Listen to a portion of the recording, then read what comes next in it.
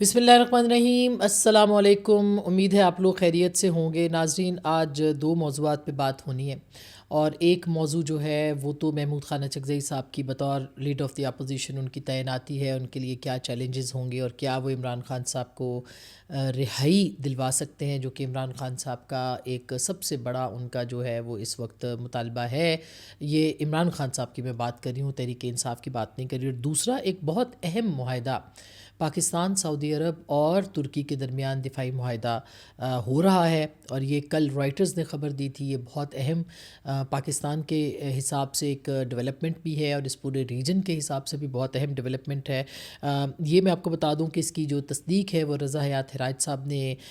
کر دی ہے، اور انہوں نے بی بی سی سے ہی بات کرتے ہوئے بلکہ اس بات کی تصدیق کی ہے کہ پاکستان، سعودی عرب اور ترکی کے درمیان جو ہے وہ ایک دفاعی معاہدے کا مسودہ تیار ہو چکا ہے، اور یہ گزشتہ برس جو ہے وہ پاکستان اور سعودی عرب کے درمیان جو معاہدہ طے پایا تھا اس معاہدے سے، سیکورٹی معاہدے سے الگ ہوگا۔ یعنی یہ اس کے وہ جو پاکستان اور سعودی عرب کے درمیان دفاعی معاہدہ ستمبر میں طے پایا تھا، اس سے بالکل ایک مختلف انہوں نے کہا کہ یہ معاہدہ ہوگا۔ اور یہ ترک وزیر خارجہ جو ہیں وہ خاقان فیدان، انہوں نے استنبول میں ایک پریس کانفرنس میں کے دوران کل کہا تھا کہ سعودی عرب اور پاکستان کے ساتھ ممکنہ دفاعی معاہدے پر بات چیت جاری ہے، لیکن اس معاملے پر ابھی کوئی سمجھوتا طے نہیں پایا۔ انہوں نے یہ بھی کہا کہ اتحاد جو ہے، ترک وزیر خارجہ نے اس جو اتحاد کا سوال تھا اس پہ کہا کہ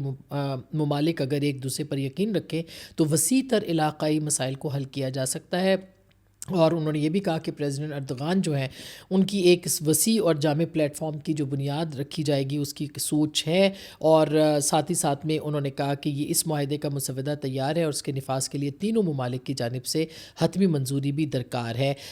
پاکستان اور سعودی عرب کے درمیان جو دفاعی معاہدہ ہے، اس کا اعلان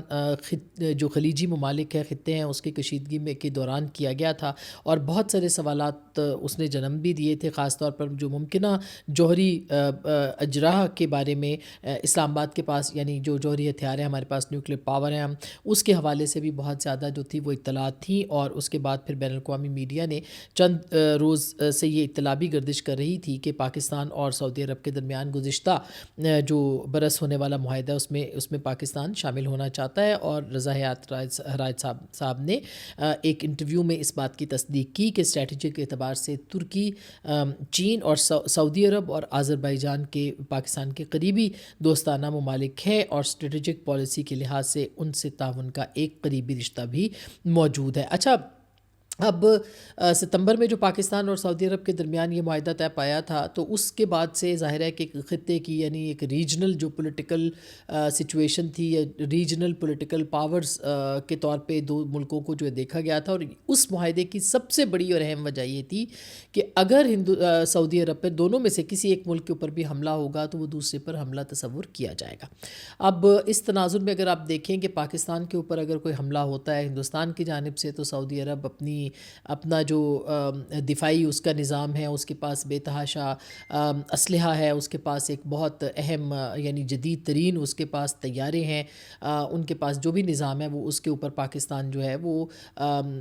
سمجھا یہی جا رہا ہے کہ پاکستان کے لیے وہ ہوں گے۔ اور اسی طرح سے پاکستان کے پاس اگر سعودی عرب پر کوئی حملہ ہوتا ہے، اور ظاہر ہے کہ وہ کوئی جب قطر کے اوپر اسرائیل نے اٹیک کیا تھا، جس میں کہ جو فلسطینی قیادت تھی ان کی جو وہاں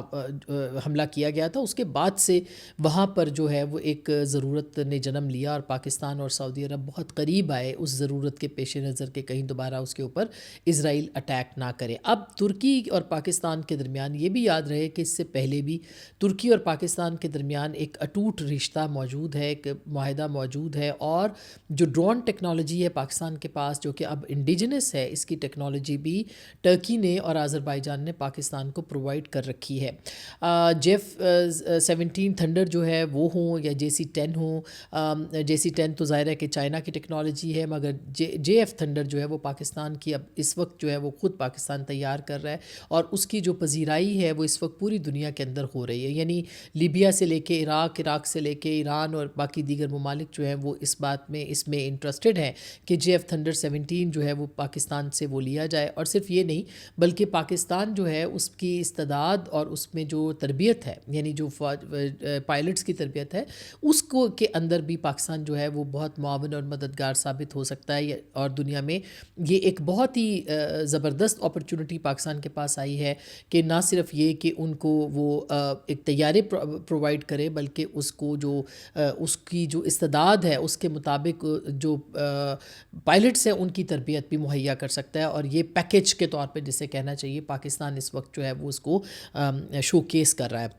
اور پاکستان کو اس میں کافی حد تک کامیابی بھی ہوئی ہے۔ یہ الگ بات ہے کہ وہ کتنے ارب ڈالرز کی ڈیلز ہوں گی اور وہ کب تک اس کا باقاعدہ اعلان کیا جائے گا، وہ میرا خیال ہے کہ وہ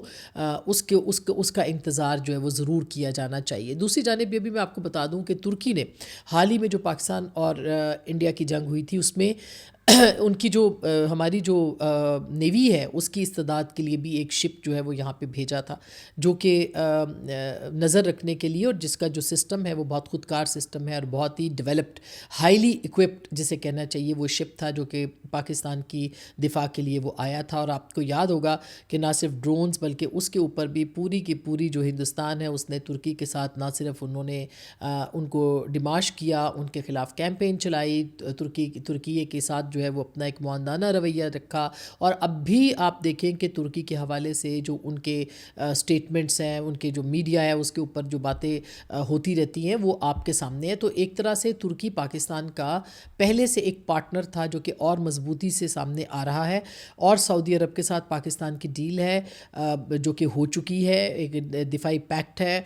ایران کے معاملے کے اوپر پاکستان بڑا کیٹیگوریکل ہے، اور ایران کی سالمیت، پاکستان کی سالمیت تصور کی جا رہی ہے۔ تو یہ پاکستان کے ایک اچھے فارن پالیسی کے اعتبار سے اور جو ضرورت کے اعتبار سے ہے پاکستان کے اندر معاملات، اس کو مد نظر رکھتے ہوئے جو ہے وہ یہ پاکستان کی اس پالیسی کو سراہا جا رہا ہے۔ یہ بھی میں آپ کو بتا دوں کہ اس معاملے کے اوپر ظاہر ہے کہ جو فارملی جب بھی یہ اناؤنس ہوگا، لیکن اس کی بز آ گئی ہے اور مغربی میڈیا اس کو کور کر رہا ہے، ہندوستان کا میڈیا اس کو دیکھ رہا ہے، اور انڈونیشیا ہو یا پھر دیگر ممالک ہوں، وہ پاکستان کی جو فوجی صلاحیت ہے اس سے فائدہ اٹھانا چاہتے ہیں، وہ پیس پروسیس کا حصہ ہو یا دیگر چیزیں ہوں، تو ایک پاکستان کی ایک بہترین جو اس وقت فارن پالیسی، اور اس کا سبب کوئی اور نہیں ہے، اس کا سبب وہ ہے جو کہ پاکستان نے مئی جنگ میں جو ہے وہ پاکستان نے حاصل کیا تھا۔ تو دوسری جانب اب اگر ہم پولیٹیکلی اس کو دیکھیں کہ جو بھی معاملات ہیں، اور اسی کے اوپر اگر ہم دیکھیں ڈاکٹر حسن عسکری صاحب کا اور ماہرین کے بارے میں جو کہہ رہے ہیں کہ انہوں نے کہا کہ ایک ترکی جہاں ایک جانب یورپ میں ہے تو وہیں پر وہ مشرق وسطیٰ اور عرب ممالک میں بھی دلچسپی رکھتا ہے، یعنی ترکی کی جو اپنی ایک ایگزسٹنس، اس کا اپنا جو وجود ہے، وہ وجود پاکستان انڈو پاک کے حساب سے بھی بہت اہم ہے، اور جو ٹرکی کا ایک اپنا ایک پوسچر ہے، گو کہ اس کو عرب رائیولری کے اس میں بھی دیکھا جا سکتا ہے۔ ہمیشہ سے آپ کو پتہ ہے کہ ٹرکی اور عرب جو بھی ان کے بیچ میں ایک مطلب ایک بیلنس آف پاور کی جنگ جو ہے وہ ایک، یا پاور کی جنگ جو ہے وہ رہی ہے مسلم امہ کے اندر، اور اس کے باوجود پاکستان جو ہے وہ ٹرکی کے ساتھ بھی بہترین مراسم رکھے ہوئے ہے، اور سعودی عرب کے ساتھ بھی، ایران کے ساتھ بھی، اور سعودی عرب کے ساتھ بھی۔ ایران کے ساتھ ظاہر ہے کہ بہت کھل کے سامنے پاکستان نہیں آیا پائے گا، کیونکہ اس کی وجہ یہ ہے کہ اب جو انٹرنیشنل جو پابندیاں ہیں، سینکشنز ہیں، وہ ایران کے اوپر بہت ہیں، لیکن ان کی مورل سپورٹ اور ان کی جغرافیائی جو حد تک جو پاکستان کی اور ایک جسے کہنا چاہیے وابستگی، اس سے پاکستان نے کل بھی فارن آفس نے جو ہے وہ اسٹیٹمنٹ دیا ہے۔ تو ایک طرح سے جو ٹرکی ہے اس میں مشرق وسطیٰ میں جو خلفشار ہے اور جو علاقائی مسائل ہیں، اس میں پاکستان اور سعودی عرب جو ہیں وہ ترکی کے ساتھ مل کر اس میں کام کریں گے، اور یہ خود بھی اس تناظر میں بھی کہ ترکی اور سعودی عرب کا جو قریب آنا ہے وہ بھی بہت ہی اہمیت کا حامل ہے۔ یہ بھی میں آپ کو بتاؤں کہ پاکستان کی اب جو لوکل ہماری جو اہم خبر ہے وہ آج کی وہ یہ بھی ہے کہ محمود خان اچکزئی صاحب کا نوٹیفیکیشن آ چکا ہے، اور آج صبح اس کو جاری کیا گیا بیرسٹر گوہر صاحب ہم نے دیکھا کہ ایاز صادق صاحب کے ساتھ جو ہے وہ ہنستے مسکراتے ان سے وہ نوٹیفیکیشن بھی وصول کر رہے ہیں، اور ان کے ساتھ جو ہے وہ دیگر بھی پاکستان تحریک انصاف کی جو قیادت ہے وہ موجود ہے۔ یہ بھی ایک ظاہر ہے کہ اچکزئی صاحب کے لیے ایک بہت ان کو مبارکباد بھی بنتی ہے کہ انہوں نے بالآخر حکومت جو ہے ان کے لیے لیڈر آف دی اپوزیشن بنانے میں ان کو بہت زیادہ انہوں نے یعنی دیر کی ہے مگر کر دیا ہے، یہ ایک بہت بڑی ان کی سکسیس بھی ہے۔ لیکن دوسری طرف وہ ان کے لیے چیلنجز بھی بہت بڑے بڑے ہیں۔ محمود خان اچکزئی صاحب جو ہیں وہ ایک بہت جانے مانے لیڈر ہیں، اور ان کی جو ایک اپنی شخصیت ہے وہ ہمیشہ آئین کے اور جو قانون ہے اس کی بالادستی کے لیے وہ کام اور بات کرتے رہے ہیں۔ ایک بہت ہی ووکل آواز، وہ ایک بہت ہی مؤثر آواز ہے جمہوریت کے لیے اور آئین کی پاسداری کے لیے۔ اور اب ان کے لیے چیلنج یہ ہوگا کہ ان کے اوپر دباؤ بڑھے گا کہ عمران خان صاحب کی جو رہائی ہے اس کے لیے محمود خان اچکزئی صاحب جو ہیں وہ ایک پورا پلان جو ہے وہ چاک آؤٹ کریں۔ یہ یاد رہے کہ عمران خان صاحب کی جو خواہشات ہیں وہ بالکل مختلف ہیں، اور محمود خان اچکزئی صاحب کی جو خیالات ہیں وہ اس سے قطعی طور پر مختلف ہے۔ عمران خان صاحب مزاحمت چاہتے ہیں، محمود خان اچکزئی صاحب جو ہے وہ بات چیت کے ذریعے، مذاکرات کے ذریعے رستہ نکالنا چاہتے ہیں۔ عمران خان صاحب جو ہیں وہ چاہتے ہیں کہ ایسی مزاحمت اور ایسی تحریک چلے جو کہ ان کی رہائی کا سبب بنے۔ محمود خان اچکزئی صاحب یہ چاہتے ہیں کہ ایک ایسی تحریک چلے جو کہ پاکستان کے اندر جو آئین کی قانون کی بالادستی ہے، جو صاف اور شفاف الیکشنز کی راہ ہموار کرنے والی صورتحال ہے، اس کو ممکن بنایا جا سکے۔ اور عمران خان صاحب یہ چاہیں گے کہ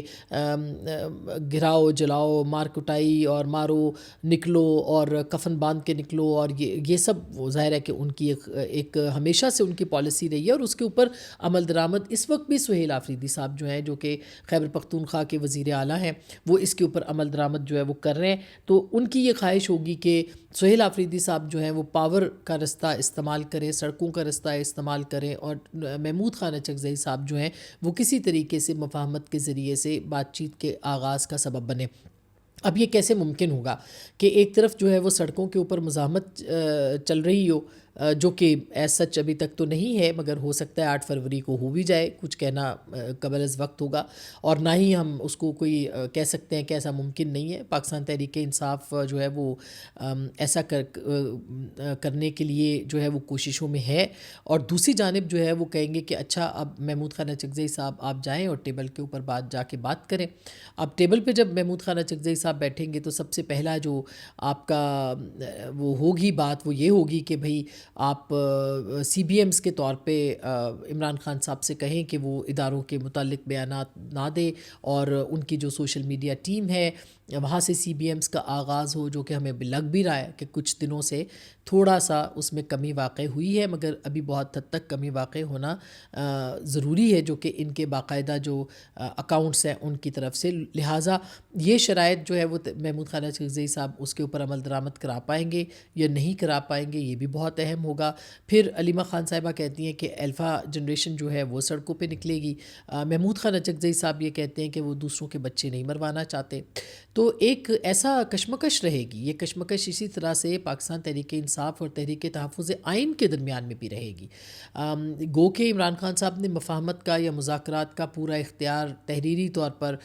جو مینڈیٹ ہے وہ انہوں نے دے رکھا ہے محمود خان اچکزئی صاحب کو، لیکن محمود خان اچکزئی صاحب عمران خان صاحب سے پوچھے بنا آگے کتنا چلیں گے، اور ان کے پاس کیا کیا ضمانتیں ہوں گی، اور وہ اس مینڈیٹ کے اوپر جو ان کو دیا گیا ہے اس میں وہ کیا کیا شامل کریں گے، یہ عمران خان صاحب کی رضامندی کے بغیر ان کے لیے بھی ممکن نہیں ہوگا۔ اور وہ اس لیے اگر ملاقات ان کی ہو پائے گی عمران خان صاحب سے تو پھر تو ٹھیک ہے، اگر نہیں ہو پائے گی تو وہ گارنٹی بھی ان کے پاس دستیاب نہیں ہوگی، لہٰذا جو سر دست پاکستان تحریک انصاف کے جو ہاؤس کے اندر پاور ہے وہ بھی دیکھا جائے تو وہ نان پی ٹی آئی کے پاس ہے، یعنی کہ محمود خان اچکزئی صاحب کے پاس ہے، جو کہ بالکل مختلف سوچ رکھتے ہیں، اور دوسری طرف جو سڑکوں کا اختیار ہے، یہ پاور ہے، وہ سہیل آفریدی صاحب کے پاس ہے۔ تو بیچ میں جو یہ ایک برج کا کردار جو شخصیت بن سکتی ہے وہ کون ہوگی، اور گارنٹیز کون دے گا، اور جو ضمانت ہے وہ کون فراہم کرے گا۔ تو کیا کل بلکہ حفیظ اللہ نیاز صاحب ہمارے شو پہ تھے تو انہوں نے کہا کہ عمران خان صاحب جو ہیں انہوں نے کبھی سوچا ہی نہیں ہے کہ ان کے علاوہ بھی کوئی تحریک انصاف کا سربراہ ہوگا، اور اگر ایسا وہ نہیں کر پائے تو وہ تحریک انصاف بھی نہیں رہے گی، یعنی وہ کسی اور کو چلنے ہی نہیں دیں گے اس جماعت کے اندر۔ اور پرسوں فواد چوہے صاحب نے کہا کہ اسٹیبلشمنٹ اور عمران خان صاحب دونوں چاہتے ہیں کہ تحریک انصاف ختم ہو جائے، یعنی بطور پارٹی عمران خان صاحب اس کو بالکل جو ہے وہ نہیں چاہتے، کہ چاہیں گے اگر وہ باہر نہیں آتے، اگر وہ وزیر اعظم نہیں بنتے تو کوئی اور وزیر اعظم نہیں بنے گا ان کی جماعت سے، اگر وہ کسی کو اختیار نہیں دیتے تو وہ پی ٹی آئی میں سے کسی کو بھی دینے کے لیے تیار ہوں گے، لیکن پی ٹی آئی میں کسی کو نہیں دیں گے تاکہ جماعت کوئی اور ہتھیار نہ لے۔ ورنہ شاہ محمود قریشی صاحب جو ہیں ان کے لکھے ہوئے خط جو ہیں وہ منظر عام پر موجود ہیں، وہ آ کے وہ اگر رہا ہوتے ہیں تو پارٹی کو وہ لے کے آگے چل سکتے ہیں، لیکن عمران خان صاحب ان کو کبھی بھی یہ اختیار نہیں دیں گے۔ تو ایک انسیکیورٹی اس لیول کے اوپر بھی ہے کہ وہ خوف ہے کہ -1 جو ہے وہ کہیں نہ ہو جائے۔ تو افسوس کی بات تو یہ ہے کہ اتنی بڑی جماعت کو بطور اثاثہ سنبھالنا بھی بہت اہم ہوگا، لیکن اگر ایسا ہے تو عمران خان صاحب اس میں کوئی زیادہ دلچسپی نہیں رکھتے ہیں۔ اور یہ بھی ایک تلخ حقیقت ہے کہ ایک بینگ یعنی ایک پریزنر کے طور پہ، ایک قیدی کے طور پر جو جیل کے اندر وہ موجود ہیں، وہ پارٹی کو رن بھی نہیں کر سکتے۔ وہ اپنی جگہ پہ مقبول رہیں گے جس طرح سے بطور کرکٹر قومی ہیرو مقبول ہیں یا ایک پولیٹیشین کے مقبول ہیں، لیکن اگر نیچے پارٹی ہی نہیں رہے گی تو وہ پارٹی جو ہے کون ریپلیس کرے گا اس کو؟ تحریک تحفظ آئین بطور ایک سیاسی گروپ کے اس کو مینٹین کر سکتی ہے، یا اس کے اندر شامل ہو جائیں گے دیگر جو تحریک انصاف کے لوگ ہیں اور وہ اس کا حصہ بن کے آگے چلیں گے، تو وہ یعنی کس تصویر کے تحت، وہ کون سی تصویر ان کی بنے گی کہ وہ لوگوں کو اٹریکٹ کر پائیں؟ تو میرا خیال ہے ایک بہت بڑا چیلنج اب تحریک انصاف کے بقا کے حوالے سے بھی ہے۔ یہ ایک صورتحال ہے۔ اچھا، میں چلتے چلتے کل بلاول بھٹو صاحب نے ایک بڑی طویل پریس بریفنگ کی تھی، اس کے اوپر میں ضرور کمنٹ کرنا چاہتی ہوں۔ بہت سارے لوگ وہاں پہ حیران تھے کہ پاکستان پیپلز پارٹی نے جو اچیو کیا ہے، بہت سارے لوگ یہ بھی کہہ رہے تھے کہ 17 سال میں اچیو کیا تو کیا کیا، مگر جو ایک ماحول تھا اوورال وہاں پہ، جو پبلک پرائیویٹ پارٹنرشپ، اور وہاں بہت سارے جو انڈیپینڈنٹ ادارے ہیں جو حکومت سندھ کے اندر نہیں ہیں مگر ان کے ساتھ کام مل کے کر رہے ہیں، وہ وہاں پہ سربراہان موجود تھے، اور ایک بڑی تعداد میں وہاں پر جو ہے وہ ہمیں پذیرائی بھی ملی۔ پذیرائی یوں ملی کہ اور یہ اسلام آباد میں کرنے کا، ڈپلومیٹس کو سب بلا کے اس کے سامنے اپنی کارکردگی کو بیان کرنے کا ایک مقصد بھی ہمیں نظر آیا، ایک چارج شیٹ بھی ہمیں نظر آئی ایف بی آر کے حوالے سے، یا فیڈرل گورنمنٹ کی جانب سے ریونیو کا حصول جو ٹارگٹ ہے وہ نہ ہونا، اس کے اوپر بھی ہمیں چارج شیٹ نظر آئی۔ ہمیں یہ بھی لگا کہ بلاول بھٹو صاحب جو ہے اپنی جماعت کو یا بطور اپنے خود کو ایک